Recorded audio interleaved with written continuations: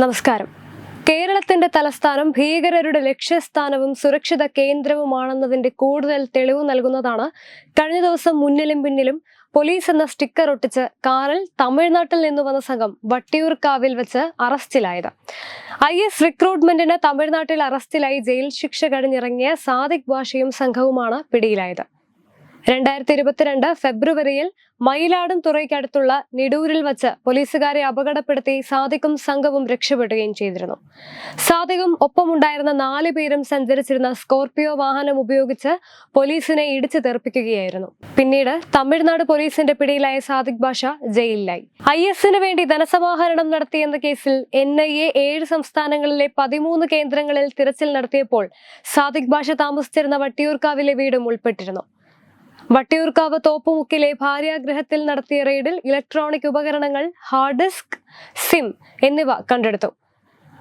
ISISന് വേണ്ടി ഫണ്ട് സ്വരൂപിക്കുന്ന വിഘടനവാദ സംഘടനകൾ രൂപീകരിച്ചുകൊണ്ട് റിക്രൂട്ടിംഗിൽ പങ്കാളിയാകുന്നു തുടങ്ങിയ കുറ്റങ്ങളാണ് സാദിഖ് ഭാഷയ്ക്കെതിരെ ഉണ്ടായിരുന്നത്. സാദിഖ് ഭാഷ നിരവധി തവണ തിരുവനന്തപുരത്ത് വന്നു പോവുകയും വട്ടിയൂർക്കാവിലെ 2ാം ഭാര്യ സുനിത സുറുമിയുടെ വീട്ടിൽ ഒളിവിൽ കഴിയുകയും ചെയ്തിരുന്നുവെന്നും അങ്ങനെയുള്ള വിവരങ്ങൾ ലഭിച്ചതിനെ തുടർന്നാണ് തമിഴ്നാട്ടിൽ നിന്നുമുള്ള NIA സംഘം എത്തി റെയ്ഡ് നടത്തിയത്. പരിശോധന നടത്തിയതിനെക്കുറിച്ചും നിരവധി വസ്തുക്കൾ പിടിച്ചെടുത്തതിനെക്കുറിച്ചുമെല്ലാം തന്നെ NIA പത്രക്കുറിപ്പ് ഇറക്കിയപ്പോഴാണ് കേരള പോലീസ് ഇങ്ങനെയൊരു വിവരം പോലും അറിയുന്നത്. സാദിഖ് ഭാഷ ദേശവിരുദ്ധ പ്രവർത്തനങ്ങളിൽ ഏർപ്പെടുന്നുവെന്ന് ISന് വേണ്ടി പ്രചാരണം നടത്തുന്നുവെന്നും വ്യക്തമാവുകയും ജയിലിലാവുകയും ചെയ്തു. തിരുവനന്തപുരം കേന്ദ്രീകരിച്ച് വലിയ ഒരുക്കങ്ങൾ ഭീകരർ നടത്തിയിരുന്നു. ശ്രീപത്മനാഭസ്വാമി ക്ഷേത്രം, പാങ്ങോട് സൈനിക താവളം എന്നിവ ആക്രമിക്കുകയും ലക്ഷ്യമായിരുന്നു. മുസ്ലിം ഇതര സമുദായങ്ങൾക്കിടയിൽ ഭീതി പരത്താനായി പ്രമുഖ സമുദായ നേതാവിനെയും രാഷ്ട്രീയ നേതാവിനെയും വധിക്കാനും പദ്ധതിയുണ്ടായിരുന്നു.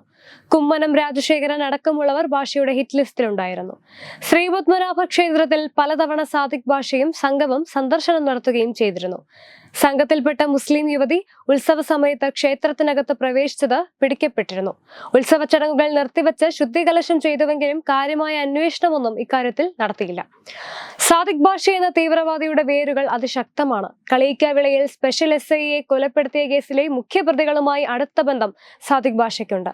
ഖിലാഫത്ത് party of India, Khilafat front of India, intellectual students of India എന്നീ സംഘടനകളുടെ പേരിലായിരുന്നു സാദിഖ് ഭാഷയുടെ ഇടപെടലുകൾ. കളിയിക്കാവിള സംഭവത്തിന്റെ സൂത്രധാരൻ അല്ലുമ തലവൻ മെഹബൂബ് പാഷയുമായി അടുത്ത ബന്ധവും ഇയാൾക്കുണ്ടായിരുന്നു. ഊറ്റുകുഴിയിൽ നടന്നിരുന്ന ഒരു ചുരിദാർ കട കേന്ദ്രീകരിച്ച് ഭീകരർ ആസൂത്രണം നടത്തിയിരുന്നു.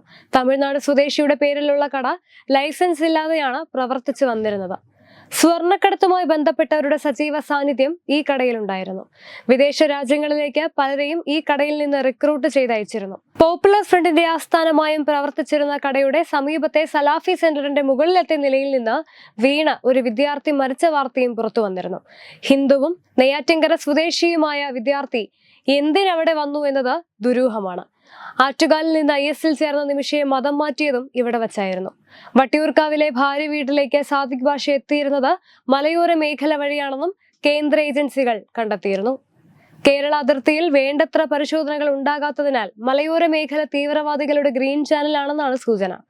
തമിഴ്നാട്ടിൽ നിന്നും തൃപ്പരപ്പ് വഴി വെള്ളറടയിൽ അതിർത്തി വഴിയാണ് സാദിഖ് ഭാഷ കേരളത്തിലേക്ക് വന്നിരുന്നതെന്നാണ് വിവരം. പനച്ചമൂട്, ഊരമ്പ്, കാരക്കോണം, ആര്യങ്കാവ് വഴിയെല്ലാം തീവ്രവാദികൾക്ക് കേരളത്തിലെത്താം. പോപ്പുലർ ഫ്രണ്ട്, SDPI പോലെയുള്ള ഭീകര സംഘടനകൾക്ക് സംസ്ഥാനത്ത് ലഭിച്ചിരുന്ന രാഷ്ട്രീയ പരിഗണനയും ഭരണകൂട സംരക്ഷണവും സഹായകരവുമായി. Web desk Tatwamayi news.